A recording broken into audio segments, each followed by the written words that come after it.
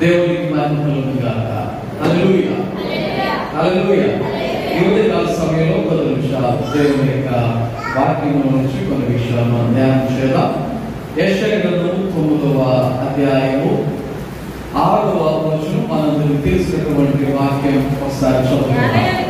ఏలయనగా మనకు శిశువు పుట్టెను, మనకు కుమారుడు అనుగ్రహింపబడెను, ఆయన భుజము మీద రాజ్యభారముండును. ఆశ్చర్యకరుడు, ఆలోచనకర్త, బలవంతుడైన దేవుడు, నిత్యుడగు తండ్రి, సమాధానకర్త అధిపతి అని అతనికి పేరు పెట్టబడును. ఓకే, ఇంకొక మాట వచ్చిన అందులో ఒకటి చెప్పి వాక్యంలోకి వెళ్తా. పోయిన వారంలో నాకు ఆరోగ్యం బాగలేదు, కొద్దిగా కడుపులో నొప్పి స్టార్ట్ అయింది. లెఫ్ట్ సైడ్ కొద్దిగా లెఫ్ట్ సైడ్ కరెక్ట్గా నా చేయగలిగిలో తీసుకోవాలి నొప్పి స్టార్ట్ అయింది. ఇంత వస్తుంది అనుకున్నాను కానీ మొదటి రోజు అసలు ఏం పట్టించుకోవాలా. ఇంటికి వచ్చాను, హాస్టల్ కూడా కొద్దిగా ఎక్కువ ఇక్కడ వస్తున్నాను, అంతే అయిపోయింది. రెండో రోజు నొప్పి ఇంకా నెమ్మదిగా కొద్దిగా పెరిగింది. అది కూడా చెప్పాను, కొద్దిగా నొప్పి కూడా ఉంది ఈ రోజు నిలబడాల అన్నారు. మూడో రోజు ఏడుగు రావాల్సి వచ్చింది. ఆమె కూర్చొని అలాగే వెళ్ళాను.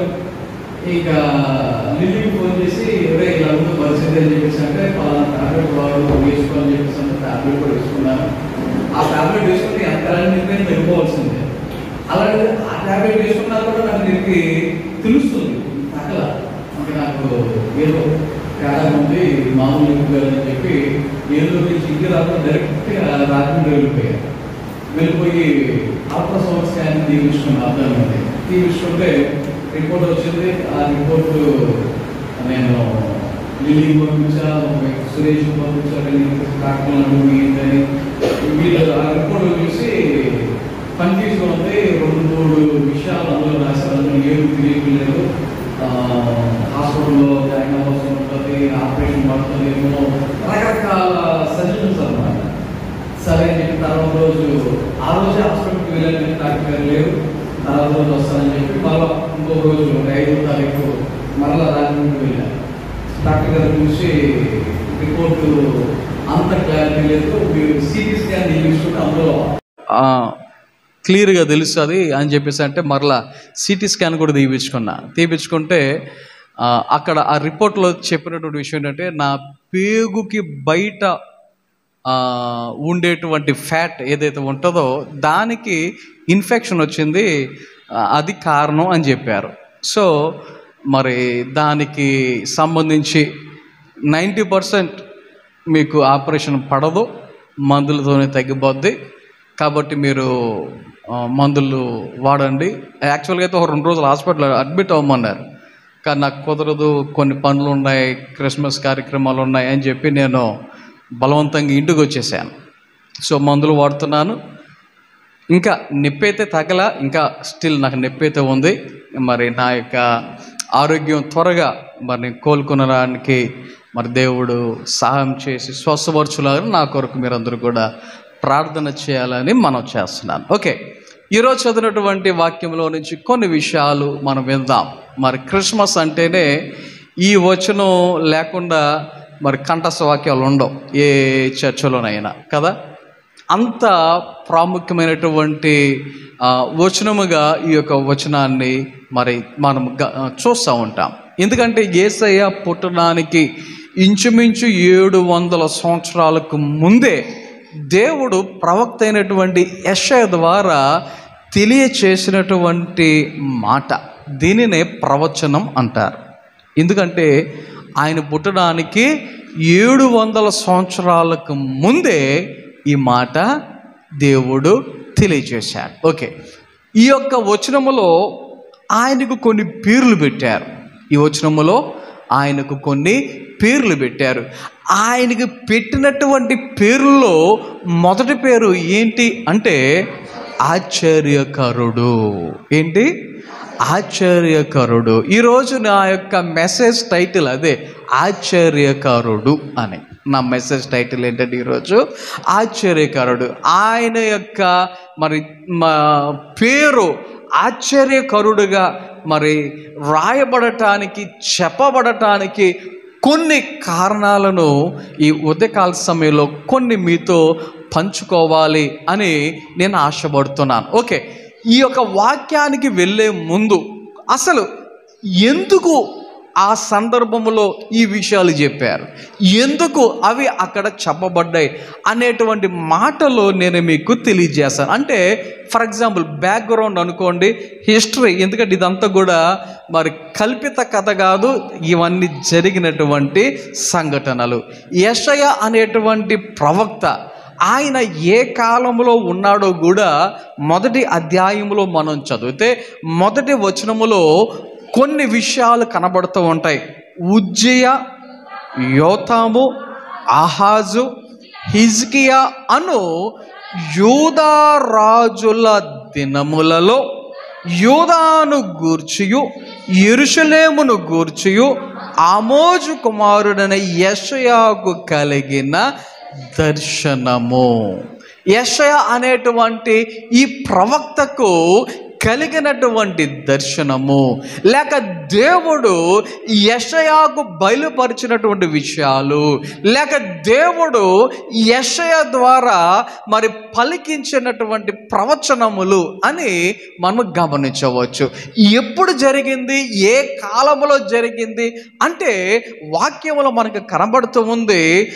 ఉజ్జియా, యోతాము, ఆహాజు, హిజ్కియా అనేటువంటి నలుగురు రాజులు పరిపాలన చేసినటువంటి కాలము. అంటే ఈ నలుగురు కలిసి ఒక టైంలో వారు పరిపాలన చేయలేదు, కానీ ఒకరి తర్వాత ఒకరు, ఒకరి తర్వాత ఒకరు, ఒకరి తర్వాత ఒకరు పరిపాలన చేసినటువంటి కాలములలో దేవుడు మరి యెషయా ద్వారా పలికించినటువంటి ఈ యొక్క మాటలు. రైట్, ఇప్పుడు ఈ యొక్క వచనం మనం ఏదైతే చదివామో ఈ వచనము చదివేసరికి ఆ కాలానికి రాజు ఎవరు, ఆ కాలానికి రాజు ఎవరు అని మనం ఆలోచన చేస్తే దేవుని యొక్క వాక్యములో 6వ అధ్యాయము మొదటి వచనం కానీ 7వ అధ్యాయము మొదటి వచనం కానీ మనం చదివితే అక్కడ వాక్యంలో కనబడుతుంది, ఉజ్జియా మృతి నొందిన సంవత్సరమున. ఎవరు?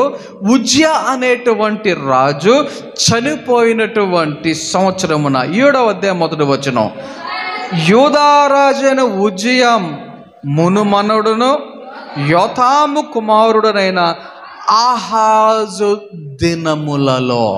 ఎవరు? ఏ రాజు? ఆ యొక్క యూదా అనేటువంటి ఆ దేశానికి ఎవరు రాజుగా ఉన్నారు? ఎవరు? ఆహాజు అనేటువంటి వ్యక్తి రాజుగా ఉన్నాడు. ఆహాజు అనేటువంటి వ్యక్తి రాజుగా ఉన్నటువంటి కాలములో దేవుడు పలికించినటువంటి మాట ఈ యొక్క యెషయా గ్రంథము 9వ అధ్యాయము 6వ వచనములో చదివినటువంటి మాట, లేక 7వ అధ్యాయంలో కూడా మనము గమనిస్తే 14వ వచనములో కూడా ఒక ప్రవచనం కనబడుతూ ఉంటుంది. ఏంటి ఆ ప్రవచనం అంటే, కాబట్టి ప్రభువు తానే ఒక సూచన మీకు చూపును, ఆలకించుడి. కన్యక గర్భవతి కుమారుని కని అతనికి ఇమ్మానుయేలను పేరు పెట్టును. ఆ యొక్క ఇమ్మానుయేలు అనేటువంటి పేరుకు అర్థం ఏంటి అంటే దేవుడు మనకు తోడై ఉన్నాడు. ఏంటంటే దానికి అర్థము దేవుడు మనకు తోడై ఉన్నాడు. అంటే ఈ యొక్క మాట చెప్పడానికి గల కారణం ఏంటో తెలుసా? ఈ మాట చెప్పడానికి గల కారణం ఏంటో తెలుసా? ఇప్పుడు మీరు చెప్పండి, నీకు ఒక తోడు ఉంది, లేకపోతే నీకు తోడుగా నేనున్నాను అనేటువంటి మాట ఎప్పుడు చెప్తాం? ఎప్పుడు చెప్తాం ఆ మాట? నీకు తోడుగా నేనున్నాను, నువ్వు భయపడొద్దు అనేటువంటి మాట ఎప్పుడు ఉపయోగిస్తాం మనం? ఆలోచన చేయండి. కష్టాలు వచ్చినప్పుడు, ఒంటరిగా ఉన్నప్పుడు, ఇబ్బందుల్లో ఉన్నప్పుడు, నష్టాల్లో ఉన్నప్పుడు, శ్రమల్లో ఉన్నప్పుడు, అవునా కదా? ఇప్పుడు మొత్తం అన్ని పరిస్థితులు బాగున్నప్పుడు నేను నీకు తోడుగా ఉన్నానంటే ఎదుటి వ్యక్తి ఏమంటాడు? నీ తోడు నాకేం అవసరం లేదులే అంటాడు. అవునా? కారణం ఏంటి? ఆ సమయానికి తోడు అనేటువంటి అవసరత లేదు కాబట్టి. అర్థమైందా? ఇక్కడ ఈ యొక్క ప్రజలకు, అంటే యోధాలో ఉన్నటువంటి వారికి ఇక్కడ దేవుడు యెషయా ద్వారా పలికించుచున్నటువంటి మాట, దేవుడు మనకు తోడై ఉన్నాడు. ఎందుకు ఆ మాట అన్నాడు అని ఆలోచన చేస్తే 9వ అధ్యాయములోనే కొన్ని విషయాలు మనకు కనబడతాయి. 9వ అధ్యాయములోనే మనకి కొన్ని విషయాలు కనబడతాయి. ఏంటి ఆ విషయాలు అంటే 2వ వచనంలో కనబడుతుంది, చీకటిలో నడుచు జనులు గొప్ప వెలుగును చూచుచున్నారు, మరణ ఛాయ గల దేశ నివాసుల మీద వెలుగు ప్రకాశించును. ఏమంటున్నారు? మరణ ఛాయ గల దేశ నివాసుల మీద వెలుగు ప్రకాశించును. అంటే ఆ యొక్క దేశములో ప్రజలు ఎలా ఉన్నారు? దేశంలో ప్రజలు ఎలా ఉన్నారంట? మరణ ఛాయలు అంటే కొన్నిసార్లు కొన్ని సందర్భాలలో ఈ మాట ఉపయోగిస్తారు. చావుగాలు వచ్చిందంటారు, చావు మొహం వచ్చిందంటారు. అంటే కళ అన్నందుకు కొద్దిగా ఇబ్బందిగా ఉందనుకుంటా. ఈ కళ అనే మాట పిలికలు వచ్చిందన్నప్పుడే ఉపయోగిస్తారు అనుకుంటా కదా. పెళ్ళికి ముందు పెళ్ళికల అని అంటారు. ఓకే, చావు కళ అని అనరేమో. ఓకే, చావు మొహంలో చావు కనబడుతుంది అంటారు. ఎందుకంటే నాకు తెలిసినటువంటి నాకు చాలా మంచి క్లోజ్ ఫ్రెండ్, ఆయన కూడా పాస్టర్ గారే, ఆయన ఎక్కడో కొద్ది భీమవరమే. ఆలోచన చేయండి, ఆయనకి కరోనా ఎఫెక్ట్ అయింది. ఆయన భార్యకు కూడా కరోనా వచ్చేసింది. ఇద్దరు చెరుకు హాస్పిటల్లో ఉన్నారు. ఒకే హాస్పిటల్లో దొరకల బెడ్లు. ఆ టైంలో వెంటిలేటర్లు, ఆక్సిజన్స్ చాలా అంటే చాలా టైట్ పొజిషన్. ఆ టైంలో ఆయన కావాల్సికల్లా ఒక ఫోటో తీపించుకున్నారంట. చచ్చిపోయే ముందు నన్ను ఒక ఫోటో తీయండి అని. కానీ దేవుని కృపను బట్టి ఆయన బ్రతికాడు, ఇప్పటికీ ఉన్నారు ఆయన. అయితే ఆయన ఆ ఫోటో నాకు చూపెట్టి, బ్రో నేను చావు అంచుల దగ్గరికి వెళ్ళినప్పుడు నా మొహం ఎలాగుందో చూడు అని ఆ ఫోటో చూపెట్టారు ఆయన. ఆ ఫోటో చూస్తే అసలు మొహంలో కళ్ళలేదు, నవ్వులేదు. నవ్వు ఎలాగ ఉండదు అనుకోండి ఆ టైంకి. ఎలాగుందంటే ఇంకా కళ్ళు మూసుకుంటే శవం ఏమో అనుకుంటాం అన్నమాట. కళ్ళు ముయ్యలేదు కాబట్టి శవం అని అనుకుంటాం లేదు, అంతే. అలా ఉందో ఫోటో. ఇప్పుడు యోధాలో ఉన్నటువంటి ప్రజలందరి పరిస్థితి ఎలాగుందో తెలుసా? మరణ ఛాయలో ఉన్నారు. యోధాలో ఉన్న వాళ్ళందరూ ఎలా ఉన్నారు? మరణ ఛాయలో ఉన్నారు. దేవుని యొక్క వాక్యంలో మనం గమనిస్తే అక్కడ దేవుడు వారి గురించి తెలియచేస్తున్నటువంటి మాట, చీకటిలో నడుచు జనులుగా ఉన్నారు. వాళ్ళు ఎలా ఉన్నారంట? చీకటిలో నడుచు జనులు. చీకట్లో మనం ఎలా నడుస్తాం? రాత్రి క్రిస్మస్ జరుగుతూ ఉండగా లాస్ట్లో కరెంటు పోయింది కేక్ కటింగ్ ముందు. ఇప్పుడంటే మనకి సెల్ ఫోన్లు ఉన్నాయి, టపేమని టార్చ్ లైట్ వేయొచ్చు కాబట్టి ఆ టార్చ్ లైట్లు వేసినా నా మొహంగా అమ్మాలి సరిగా కొంతమందికి కదా. చీకట్లో మనం జనరల్గా నడిచినట్టుగా నడవగలుగుతామా? నడవలేం. ఎందుకు? మన కాలు ఎగరబడద్దో తెలియదు, దేని తన్నేస్తామో తెలియదు, దేని గుద్దేస్తామో తెలియదు. అవునా? ఇక్కడ ఈ యొక్క యోధాలో ఉన్నటువంటి ప్రజల పరిస్థితి ఎలాగుంది? చీకటిలో నడిచేటువంటి పరిస్థితి, చీకటిలో నడుచుచున్నటువంటి పరిస్థితి. ఆలోచన చేయండి, ఎందుకు ఆ పరిస్థితి వచ్చింది? ఎందుకు ఆ పరిస్థితి వచ్చింది? ఇక్కడ మీరు ఆలోచన చేస్తే దేవుడు ఆయన తన ప్రజలతో మాట్లాడుతూ ఉండేవాడు, ఆయన బిడ్డలతో మాట్లాడుతూ ఉండేవాడు. స్టార్టింగ్ ఎక్కడి నుంచి? ఆదాము నుంచి మీరు గమనించండి. ఆదాముతో అవ్వతో దేవుడు ప్రతిరోజు ఏం చేసేవాడు? చక్కగా మాట్లాడుతూ ఉండేవాడు. సంభాషణ అనేది జరుగుతూ ఉండేది, సహవాసము అనేది ఉంటూ ఉండేది. కానీ ఎప్పుడైతే ఆదాము అవ్వలు దేవుడు చేయొద్దన్న పని చేశారో, ఎప్పుడైతే వారు పాపం చేశారో, ఎప్పుడైతే వారు దేవుని యొక్క మాటకు అవిధేయత చూపారో, ఏమైపోయింది? ఆ గ్యాప్ అనేది పెరిగిపోయింది. దేవుడు మానవునితో ఉండటం అనేది గ్యాప్ పెరిగిపోయింది. ఆలోచన వచ్చేయండి. ఇక్కడ అక్కడ నుండి మనం గమనిస్తే పాపం అనేది పెరుగుతూ మనిషిని ఏలుతూ వస్తున్నట్లుగా మనం గమనించవచ్చు. నోవాహు కాలము వచ్చేసరికి అది ఏమైపోయింది? భూమి అందంతట భయంకరమైనటువంటి పరిస్థితి.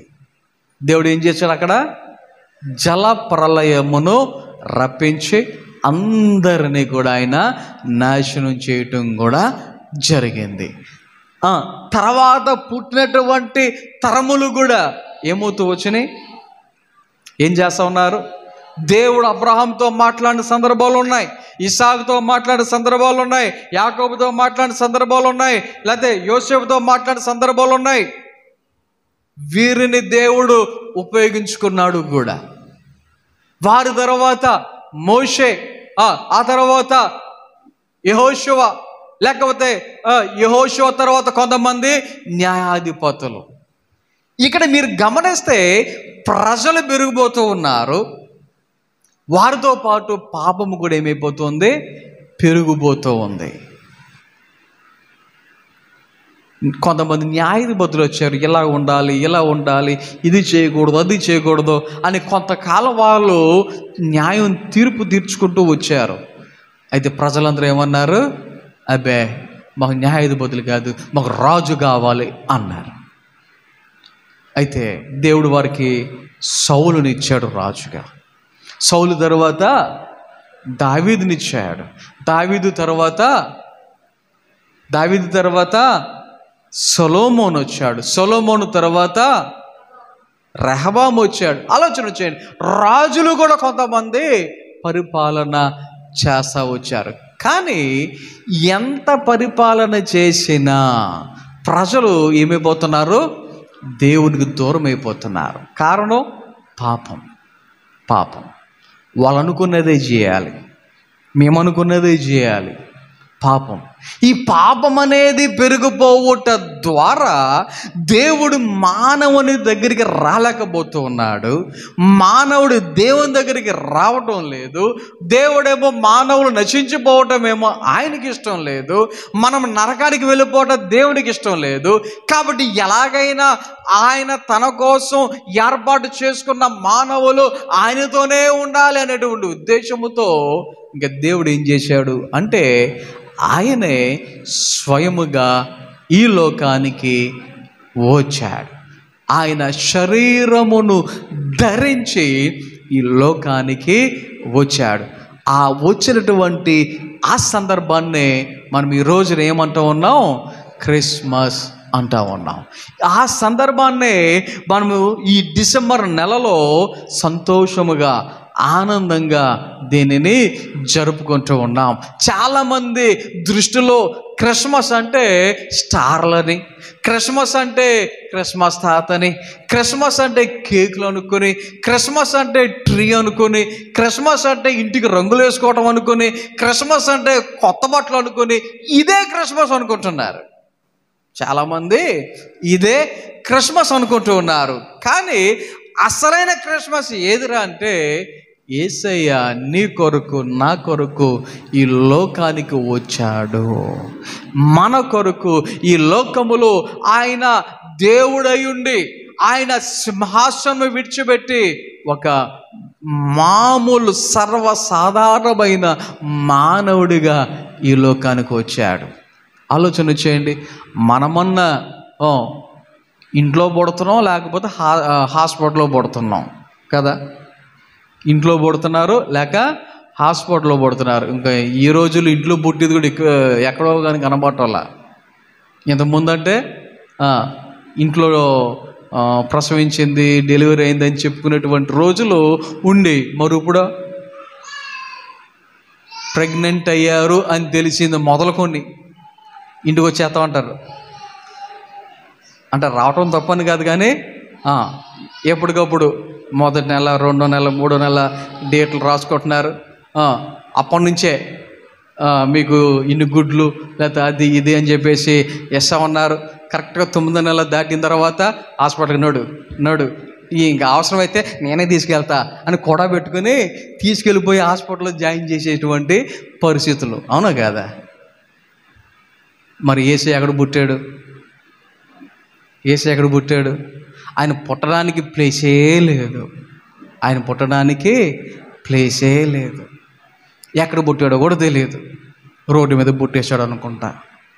రోడ్డు మీదే ఎక్కడో తుప్పల్లో ఎక్కడో ఆయన పుట్టాడు అనుకుంటా. ఆలోచన చేయండి. ఆ తర్వాత ప్రసవం అయిపోయిన తర్వాత నెక్స్ట్ ఏం చేశారంటే, ఎక్కడైనా ఒక ప్లేసులో ఉందాం, చలి కదా, డిసెంబర్ నెల అంటే చలి కాబట్టి ఎక్కడైనా ఉందాం అని చాలా ప్లేసులు వెతికారు. ఎక్కడ ప్లేసు లేక సత్రములో చోటు లేనందున అప్పుడు ఎక్కడ పడుకోబెట్టారు ఆయనను? పశువుల పాకలో పరుండబెట్టారే. కొంతమంది పశువుల పాకలు పుట్టాడు అనుకుంటారు. ఆయన ఎక్కడ పుట్టారో ప్లేస్ చెప్పలేదు. చెప్పునుండి ఈ బాటికి ఆ ప్లేసు ఏమైపోయేదో. అందుకనే కొన్నిసార్లు కొన్ని విషయాలు దేవుడు ఏం చేశాడంటే మరుగుపరుస్తూ ఉంటాడు. ఆయన కొన్ని విషయాలను మరుగుపరుస్తారు. రహస్యములు అనేవి దేవుని వశం. రహస్యములు ఏంటి చెప్పండి? అవి దేవుని వశం. కొంతమంది మీ దేవుడు 25నే పుట్టాడని బైబిల్లో ఉందా, ఉంటే చూపి అన్నట్టుగా వాదించే వాళ్ళు ఎంతమంది లేరు? ఆలోచన చేయండి. ఇక్కడ ఆయన 25ని పుట్టాడో లేదో పక్కన పెట్టు, ఆయన పుట్టకపోతే అసలు ఈ యొక్క లోకాన్ని 2గా విభజించినప్పుడు క్రీస్తు పూర్వం, క్రీస్తు శకం అని ఎందుకని ఆయన పేరు పెడతారు?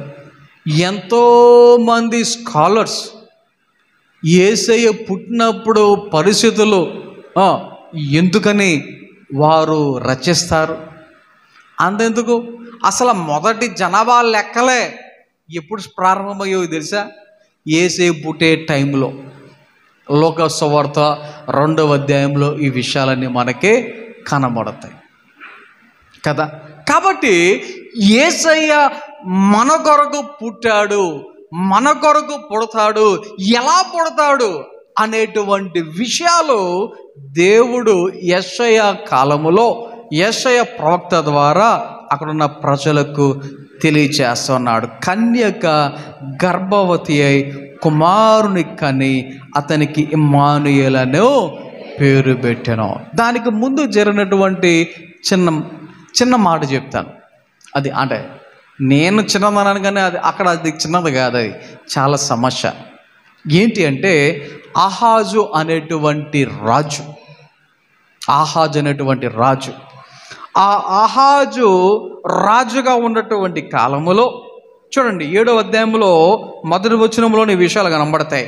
సిరియా రాజైన రజీనును ఇశ్రాయేలు రాజును రెమల్యా కుమారుడనైన షెకేహాను యుద్ధము చేయవలనని యెరూషలేము మీదకి వచ్చిరి, కానీ అది వారి వలన కాకపోయినా అప్పుడు సిరియనులు ఎఫ్రాయిమీయులను తోడు చేసుకొనిరని దావీదు వంశస్థులకు తలపబడగా గాలికి అడవి చెట్లు కదిలినట్లు వారి హృదయములు వారి జనుల హృదయములు కదిలేను. ఇక్కడ కొన్ని విషయాలు గమనిస్తే యెషయా కాలములో జరుగుతున్నటువంటి ఈ విషయాలు.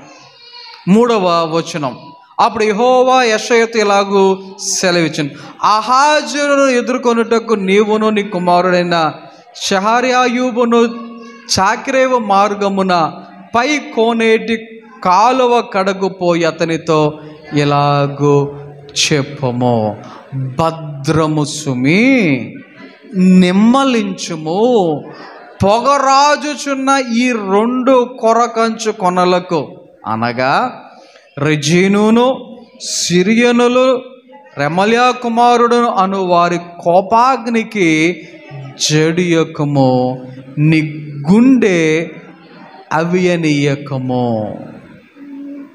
ఆలోచన వచ్చాడు. గ్రాంధిక భాష కనబడుతుంది ఈ వచనాలు చదువుతూ ఉంటాయి. తెలుగే, కానీ మనం వాడేవాడం ఈ మాటలు. అప్పట్లో రాసినప్పుడు గ్రాంధికం ఎక్కువ ఉండేది కాబట్టి ఆ భాషలో ఇక్కడ కనబడుతూ ఉంది. ఈ యొక్క ఆహాజు రాజుగా ఉన్న కాలములో వారి మీదకి ఏమొస్తా ఉంది? యుద్ధం. ఆ కాలంలో దేవుడు యెషయా ప్రవక్తను పంపించి నువ్వు జడియకు, భయపడొద్దు అనేటువంటి విషయాన్ని తెలియచేస్తా ఉన్నాడు. అయితే ఇంకా కొన్ని విషయాలు కనుక మనం ఆలోచన చేస్తే దేవుడి యొక్క వాక్యములో 10వ వచనంకి వచ్చేసరికి యెహోవా ఇంకను ఆహాజునకు ఇలాగూ సెలవిచ్చెను, నీ దేవుడని యెహోవా వలన సూచన అడుగుము. దేవుడేమంటున్నాడు? నీవు ప్రార్థన చేయి, దేవుని ఒక సూచన అడుగు. దేవుడు చెప్పిన మాట. నీ రాజ్యం మీదకి ఏమొస్తుంది? యుద్ధం వస్తుంది. రాజులు యుద్ధాన్ని ప్రకటించారు, వేరే వేరే వాళ్ళతో వస్తున్నారు. కాబట్టి నువ్వేం చేయాలి? దేవుని దగ్గర ప్రార్థన చేసి ఒక సూచన అడుగు. అయితే అక్కడ ఏం జరిగింది? అది పాతాళమంత లోతైనను సరే, ఊర్ధ్వలోకమంత ఎత్తైనను సరే, ఆహాజ్ అంటున్నాడు నేను అడగను. ఆహాజ్ ఏమంటున్నాడు? నేను అడగను. ప్రార్థన చేయరా బాబు అంటే ఏమంటున్నాడు? నేను చేయను. ఆయన అనుకుంటున్నాడు నాకు సైన్యం ఉంది, నాకేముంది? సైన్యం ఉంది, మా వాళ్ళు యుద్ధం చేస్తారు, మా వాళ్ళు బలవంతులు, శూరులు, వీరులు, అలాంటి దానికి నేనెందుకు ప్రార్థన చేయాలి? అలాంటి దానికి నేనెందుకు అడగాలి దేవుని?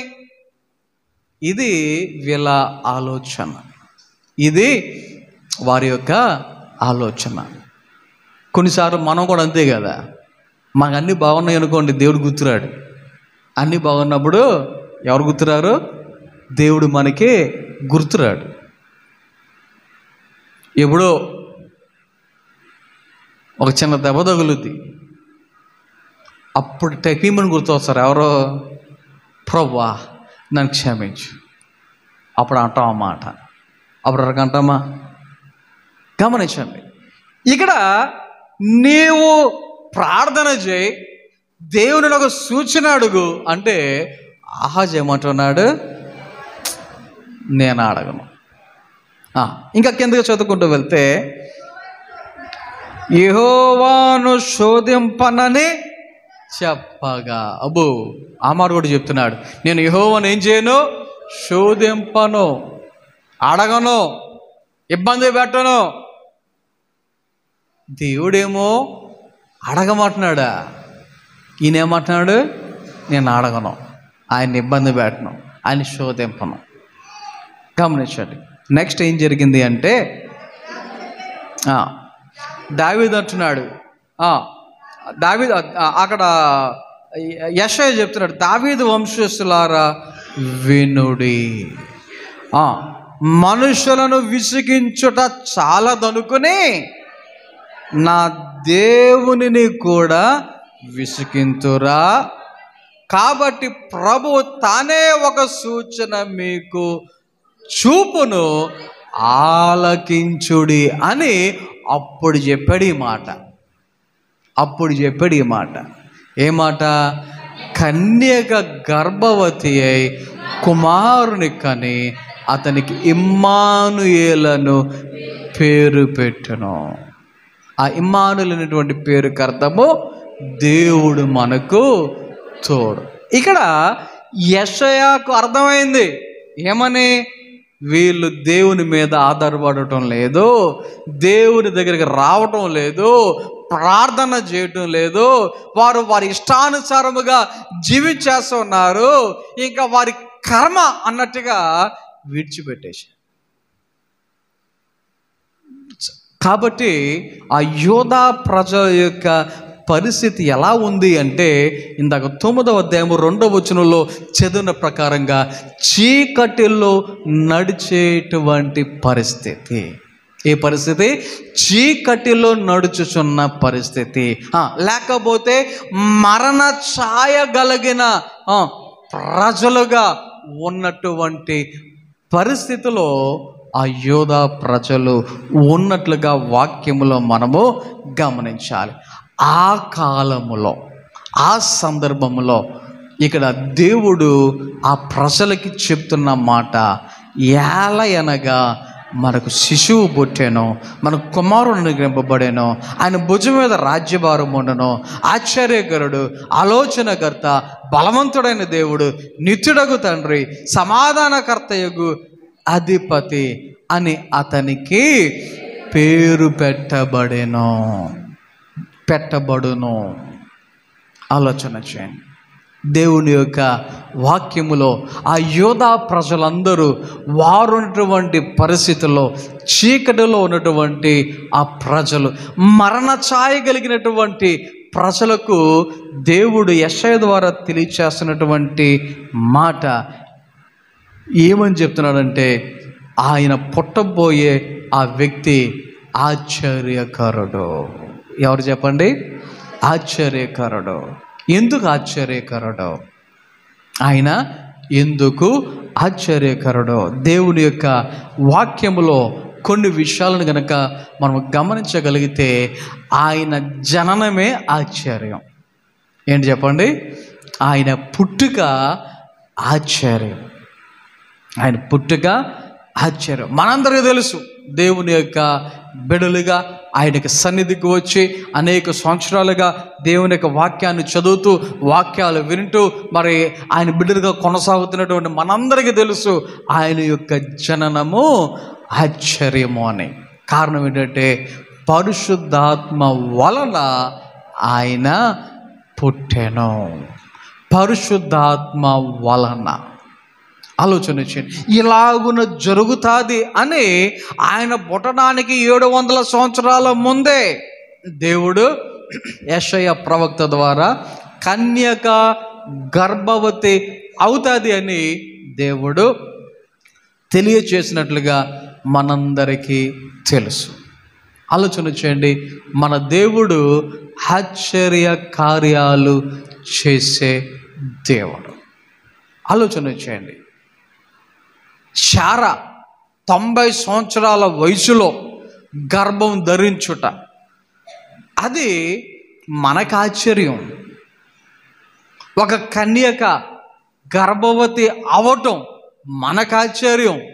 కానీ దేవునికి అదేమన్నా ఆశ్చర్యంగా ఉంటుందా? ఆయనకి కారణం ఏంటంటే, ఆయన ఏదైనా చేయగలడు. ఆయనకి అసాధ్యమైనది ఏది కూడా లేదు. మనకి కొన్ని ఇది అసాధ్యం అని మనం అనుకుంటాం, కానీ ఆయన ఏదైనా చేయగలిగిన దేవుడు. ఆలోచన చేయండి. ఆయన పుట్టుక ఆశ్చర్యం అన్నాను కదా. 9 నెలలు ఆయన గర్భంలో ఉండవలసిన పని ఏంటి? 9 నెలలు గర్భంలో ఉండవలసిన పని ఏంటి? ఒకేసారి 9వ నెలలో ఉన్నట్టుగా ఉండి టపీమని ఆయన పుట్టేయచ్చుగా. ఆలోచన చేయండి. కానీ ఒక మానవుడిగా పుట్టినటువంటి వారు గర్భములో ఎలాంటి పరిస్థితులు ఎదుర్కొంటారో ప్రతి పరిస్థితి ఆయన ఎదుర్కొన్నాడు. గమనించండి. మరియా ఆమె 9 నెలలో యేసయ్యను మోసిన, 9 నెలలు దేవునిని తన గర్భములో ఆమె మరి పెట్టుకున్నా ఆమె పరిస్థితి ఏంటో తెలుసా? ఆమె కూడా ఎంత ఇబ్బంది వచ్చిందో. కొంతమంది అనుకుంటారు దేవుడు కాబట్టి ఆమెకి ఈ నిప్పులు లేకుండా ఉందే అనుకుంటారు. కాదు, కొంతమందికి వాంతులు అవుతూ ఉంటాయి కదా, ఆవిడికి ఇన్ని వాంతులు అయినాయో. కొంతమంది కొన్ని వాసన వాడవు, అన్నం వండుతూ ఉంటే ఓయ్ అని వెళ్ళిపోతారు పక్కకి. ఆ టైంకి అంతే. అలాగే ఆవిడకి ఎన్ని వాసన వాడలేదో. అన్నీ భరించిందా లేదా? అవన్నీ తట్టుకుందా లేదా? గమనించండి. ఈ లోకానికి ఆయన రావడానికి ప్రతీది కూడా ఆయన ఎదుర్కొన్నాడు. అయితే ఆయన పుట్టుక ఎలాంటిది? ఆశ్చర్యం. ఆయన యొక్క పుట్టుక ఆశ్చర్యం. దేవుని యొక్క మరి విధానం మనుషులకు ఇప్పటికి కూడా అనేక మంది వాదించేది ఏదంటే, అరే పురుషుడు ప్రమేయం లేకుండా పుట్టడం ఏంటి? ఎవరికి అర్థం కావట్లా, ఎవరికి కూడా అర్థం కావట్లా. కాబట్టి ఆయన యొక్క జనన విధానమే ఆశ్చర్యం. దేవుని యొక్క వాక్యములో ఇంకొక మాట ఆలోచన చేస్తే, ఆయన మాటలు ఆశ్చర్యం. ఆయన యొక్క మాటలు ఆశ్చర్యం. ఆయన మరి పుట్టినటువంటి వాడు పెరిగి పెద్దయిన తర్వాత చిన్నప్పుడే ఆయన తల్లిదండ్రులతో మాట్లాడుతూ ఉంటే, ఒరే ఈయన మావాడేనా ఇంతలా మాట్లాడుతున్నాడు అన్ని ఆశ్చర్యపడినటువంటి సందర్భాలు ఉన్నాయి. దేవాలయంలో కూర్చుని పెద్దలతో మాట్లాడుతూ ఉంటే వారు కూడా ఒరే ఎవడ్రా వీడు, ఎవరు కుమారుడు అని ఆయన యొక్క మాటలకు ఆశ్చర్యపడినటువంటి సందర్భాలు ఉన్నాయి. కొన్ని సందర్భాలలో చనిపోయిన వారు నువ్వు లే అని చెప్పేసి అంటే మిగతా విన్నటువంటి వారు ఆశ్చర్యపడిన సందర్భాలు ఉన్నాయి. కొంతమంది డబ్బులు పెట్టుకుని మరి నువ్వు ఏడవనరా బాబు అని చెప్పేసి ఏడ్చేవాళ్ళు ఏడుతూ ఉన్నారు, పిల్లలకు ఊదేవారు ఊదుతూ ఉన్నారు. ఆయన వచ్చి ఈ పిల్ల సావలేదు నిద్రపోతుంది అని అంటే ఆశ్చర్యపడిన సందర్భాలు ఉన్నాయి. లేకపోతే ఆయన సముద్రం మీద నడుచుతూ వచ్చినప్పుడు ఆ శిష్యులందరూ దెయ్యం భూతం అని భయపడుతూ ఉంటే ఆయన సముద్రంతో చెప్తున్నాడు, గాలి నువ్వేమవు నెమ్మలించు అని ఆ యొక్క గాలితో నీటితో మాట్లాడుతూ ఉంటే జనాలు ఏమయ్యారు? ఆశ్చర్యపడినటువంటి సందర్భాలు ఉన్నాయి. సేన అనేటువంటి దయ్యము పడినటువంటి వ్యక్తిని ఎవ్వరు తట్టుకోలేకపోతున్నారు. అటువంటిది యేసయ్య అక్కడ ఆ వ్యక్తితో మరి మాట్లాడి ఆ దయ్యాలను వెళ్ళగొట్టిన తరువాత ఆ వ్యక్తితో నువ్వు నా వెంబడి రావసరం లేదు, కానీ నువ్వు ఇక్కడే ఉండి నీకు జరిగింది చెప్పు అంటే ఆ వ్యక్తి నెక్స్ట్ అక్కడ పరిచర్య చేసి స్వార్థను ప్రకటిస్తే యేసయ్య చెప్పిన మాటని చెప్పినప్పుడు జనాలందరూ ఆ వ్యక్తిని చూసి ఆశ్చర్యపడినటువంటి సందర్భాలు ఉన్నాయి. అంటే నేను చెప్దామనుకున్నటువంటి మాట ఏంటంటే ఆయన మాటలు ఎలాంటివి? ఆశ్చర్యమైనటువంటి మాటలు. మూడవది ఆయన బాప్తిస్మము ఆశ్చర్యం. యేసయ్య పొందినటువంటి బాప్తిస్మము ఆశ్చర్యం. ఎందుకు అంటే ఆయన బాప్తిస్మం పొందినప్పుడు 3 విషయాలు జరిగాయి. ఆయన బాప్తిస్మం పొందినప్పుడు 3 విషయాలు జరిగాయి.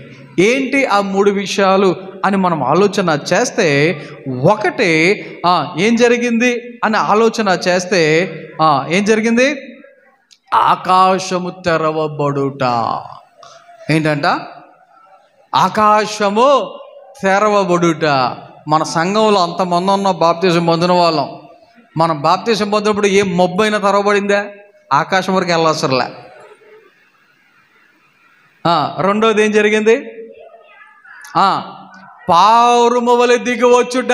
మనం బాప్తిజం పొందినప్పుడు కనీసం ఒక కాకైనా వచ్చిందా? మూడవది ఏం జరిగింది?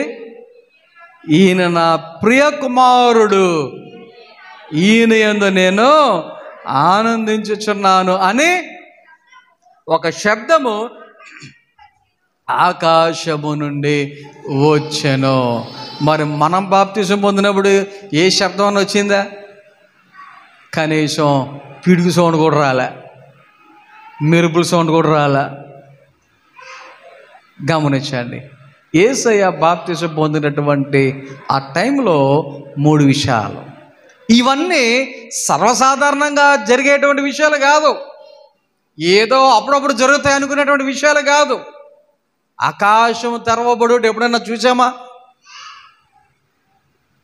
రెండవదిగా దేవుని ఆత్మ పావురము వలె దిగివచ్చుట ఎప్పుడైనా చూసామా?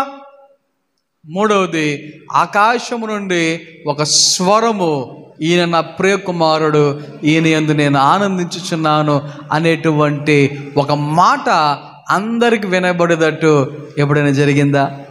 ఆయన బాప్తిస్మం కూడా ఎలాంటిది? ఒక ఆశ్చర్యం. నాలుగవదిగా ఆయన యొక్క మరణము ఆశ్చర్యం. నాలుగవది ఆయన యొక్క మరణము ఆశ్చర్యం. మరణం ఆశ్చర్యం ఏంటి అని అనుకోవచ్చు, మరణము ఆశ్చర్యం ఏంటి అని అనుకోవచ్చు. ఆలోచన చేయండి, ఈ లోకంలో పుట్టిన ప్రతి ఒక్కరూ చనిపోవాలి, అందరూ కూడా మరణించాలి. మరణానికి ఏమైనా ఆశ్చర్యం ఉందా అంటే ఏమీ లేదు అని మనం అనుకోవచ్చు కదా. కానీ దేవుని యొక్క వాక్య ప్రకారంగా యేసయ్య యొక్క మరణాన్ని గురించి ఒక ఆలోచన చేస్తే, ఆయన ఎక్కడ మరణించాడు? శిలువ మీద మరణించాడు. ఎక్కడ మరణించాడు? శిలువ మీద మరణించాడు. ఆ రోజుల్లో శిలువ మరణం అనేది, ఆ రోజుల్లో శిలువ మరణం అనేది అంటే, ఇప్పుడు మనకు అర్థమయ్యేటట్టు మీకు చెప్పాలంటే, ఉరి శిక్ష ఎవరికి వేస్తారు? ఉరి శిక్ష ఎవరికి వేస్తున్నారు? రెగ్యులర్గా ఏమన్నా ఉరి శిక్షలు పడుతున్నాయా? సంవత్సరానికి ఒకటి కూడా జరుగుతులే మనకి, సంవత్సరానికి ఒకటి కూడా ఉండటం లేదు, అవునా? ఇప్పుడు మన దేశంలో ఉన్నటువంటి చట్టాల ప్రకారంగా, రూల్స్ ప్రకారంగా హై శిక్ష, ఉరి శిక్ష అనేది ఎలాగైతే ఇప్పుడు ఉందో, ఆ కాలములో రోమా ప్రభుత్వం ఉన్న కాలములో శిలువ మరణం అనేది ఇంకా లాస్ట్ అనమాట, పీక్ స్టేజ్ అనమాట. అది ఆఖరి శిక్ష. ఆ శిక్ష ఎవరికి వేసేవారు?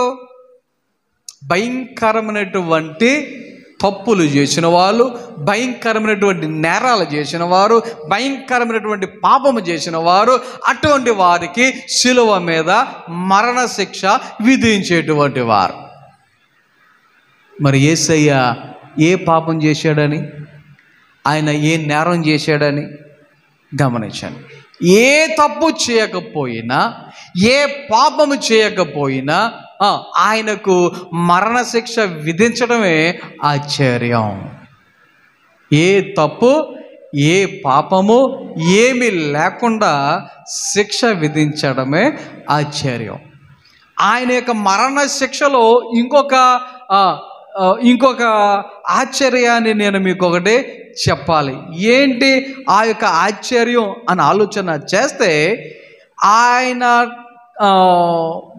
మనకు తెలుసు ఆయన పరిశుద్ధుడు అని, మనకు తెలుసు ఆయన ఏ నేరం చేయలేదని, మనకు తెలుసు ఆయన ఏ పాపం చేయలేదని. ఇంకొక విషయం ఏంటంటే, ఆ శిక్షకు అప్పగించిన పిలాతు కూడా తెలుసు ఆయన ఏ తప్పు చేయలేదు అని.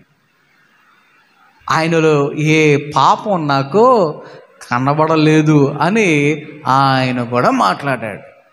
అందుకనే ఒక ఆప్షన్ కూడా ఇచ్చాడు. బర్బాను విడిచిపెడదామా, యేసయ్యను విడిచిపెడదామా అంటే ప్రజలందరూ ఏమన్నారు? బర్బానే విడిచిపెట్టండి అని కోరి యేసయ్యను సిలువ వేయుడి అని వారు అరిచినట్టుగా దేవుని యొక్క వాక్యములో మనందరికీ తెలుసు. కాబట్టి ఆయన సిలువ మరణం పొందటం ఒక ఆశ్చర్యం. తర్వాత ఐదవదిగా ఆయన సమాధి కార్యం కూడా ఒక ఆశ్చర్యం. ఆయన యొక్క సమాధి కార్యం కూడా ఒక ఆశ్చర్యం. ఎందుకు అంటే, ఆ రోజుల్లో శిలువ మరణాన్ని పొందిన తరువాత వారు సిలువ మీద అలాగే వేలాడాలి, అలాగే కుళ్ళిపోవాలి, అలాగే ఎండిపోవాలి. అది ఆ రోజుల్లో ఉండేటువంటి రూల్. ఎందుకంటే అందరూ చూడాలి, ఎవరైనా తప్పు చేస్తే నాకు కూడా ఇదే గతి పడద్ది అనేటువంటి భయం కలగాలి అనేటువంటి ఉద్దేశంతో అందరికీ కనబడేటట్టు ఒక కొండ మీద సిలువను పెట్టి సిలువ మీద వేలాడదీసి చంపేటువంటి వాళ్ళు. కానీ యేసయ్యను సిలువ వేసిన తర్వాత అలా విడిచిపెట్టారా? సిలువలో విడిచిపెట్టారా? ఆలోచన చేయండి.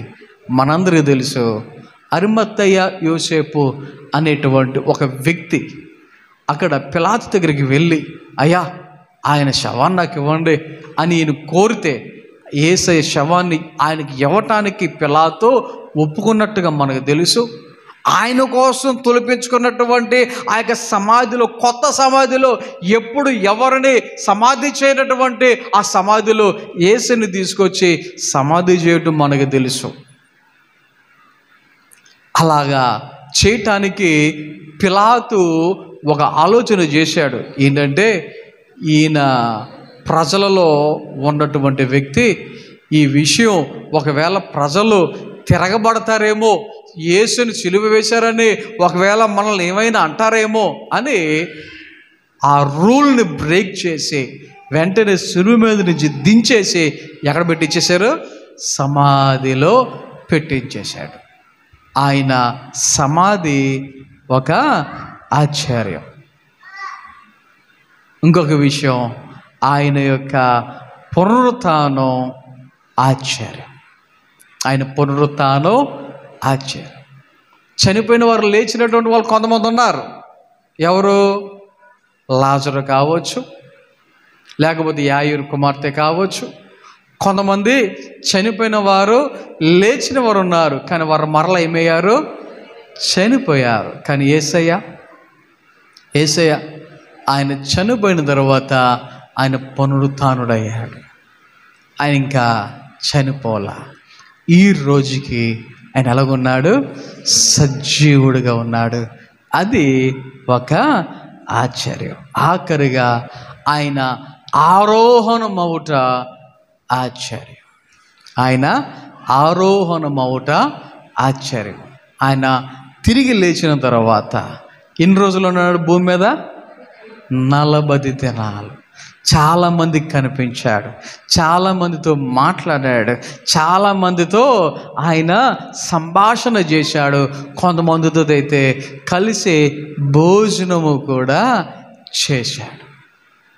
అందరికీ కనబడి, అందరితో మాట్లాడి, అందరి కళ్ళ ఎదుట అందరూ చూస్తుండగా ఆయన ఏమయ్యాడు?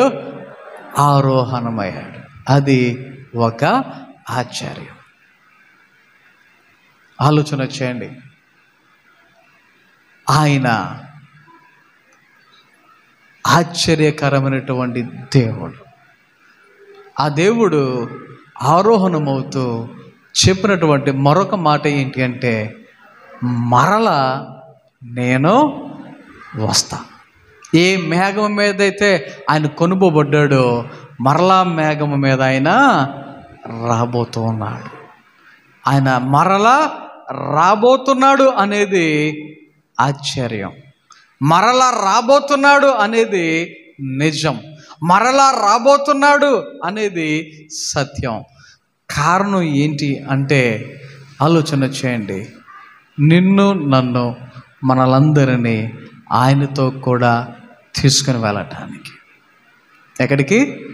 ఆయన ఉన్న చోటుకి మనలను తీసుకొని వెళ్ళటానికి.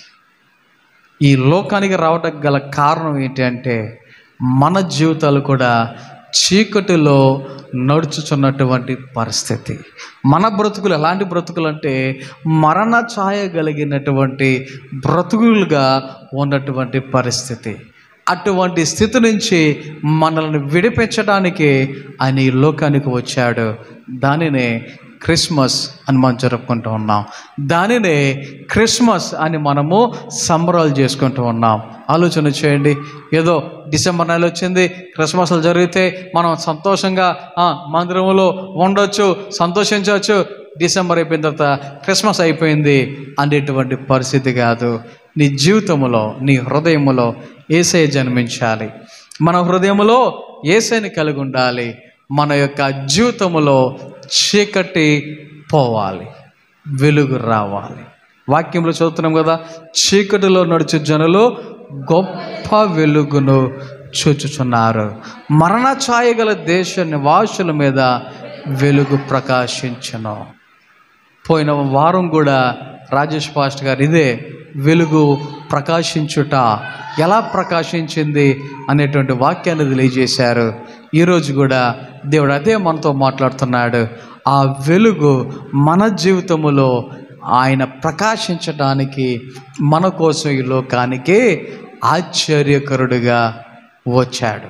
ఆ ఆశ్చర్యకరుడైనటువంటి ఆ దేవునిని మన హృదయములలో మనం కలిగి ఆ వెలుగును మనం పొందుకుందాం. కొద్ది మాటలు మన విడికిడిలో దేవుడు ఫలింపచేసి నడిపించును గాక. ఆమెన్. ప్రార్థన చేసుకుందాం. అందరూ కూడా తలలు వంచండి, కళ్ళు మూసుకోనండి. ప్రార్థన. మహోన్నతుడ గొప్ప దేవాన్ని ఘన నామమునకు వందనాలు, స్తోత్రాలు తండ్రి. నిమిడ మమ్మల్ని అందరినీ సజీవులుగా ఉంచి దేవా ఈ యొక్క ఉదయకాల సమయంలో నీ సన్నిధిని నడిపించే విధానాన్ని బట్టి వందనాలు, స్తోత్రాలు. దేవా పాల్గొన్న ప్రతి ఒక్కరిని బట్టి వందనాలు. దేవా నేను స్తుతించడానికి, ఆరాధించడానికి, నీ వాక్యాన్ని ధ్యానించడానికి, మీరు చేసిన మేలును బట్టి సాక్ష్యం చెప్పడానికి మీరు ఇచ్చిన అవకాశాన్ని బట్టి వందనాలు. విన్న వాక్యం మా హృదయాలలో భద్రపరుచుకుని వాక్యానుసారముగా జీవించడానికి, నడవడానికి సహాయం చేయమని ప్రార్థన చేయుచున్నాం. అలాగే దేవా నీ బిడ్డలు నీ సన్నిధికి వచ్చి మీరు చేసిన మేలును బట్టి నీకు సమర్పించిన ప్రతి కానుక అర్పణను మీరు స్వీకరించమని, వారిని ఆశీర్వదించి నూరంతులుగా ఫలింపచేయమని ప్రార్థన చేయుచున్నాం. దేవా ఈ వారంలో జరగబోయే పనుల్లో, కార్యక్రమాల్లో తోడుగా ఉండండి, సహాయం దయచేయండి, నీ మేలులతో నింపండి. దేవా ఈ సమయంలో దేవా మరి ఈ యొక్క దేవా మరి మధ్యాహ్నం గ్రౌండ్ క్లీనింగ్ వర్క్లో సహాయం చేయమని ప్రార్థన చేయుచున్నాం. అలాగే 10వ తారీఖు నైట్ జరగబోతున్న కృపా క్రిస్మస్లో దేవా సహాయం చేయమని ప్రార్థన చేస్తూ ఉన్నాం. అలాగే శనివారం జరగబోతున్న యూత్ క్రిస్మస్లో సహాయం చేయమని ప్రార్థన చేయుచున్నాం. కృప చూపించమని, నీ మేలులతో నింపమని. దేవా నీ బిడ్డలని మేమందరం నీ సన్నిధి విడిచి మాకు రాళ్ళకు వెళ్ళిచుండగా నీ మెండైన దేవులతో ఆశీర్వాదాలతో నింపమని యేసు నామమున ప్రార్థన చేయుచున్నాము తండ్రి. ఆమేన్. మన తండ్రి అయిన దేవుని ప్రేమ, కుమారుడైన యేసుక్రీస్తు వారి కృప, పరిశుద్ధాత్మక నేను సహవాసము, సహాయము, కాపుదల నడిపింపు ఇప్పుడు ఎల్లప్పుడు ఆయన బిడ్డలైన మనందరకు సదాకాలము తోడే నడిపించును గాక. ఆమేన్. పరలోకమందున్న మా తండ్రి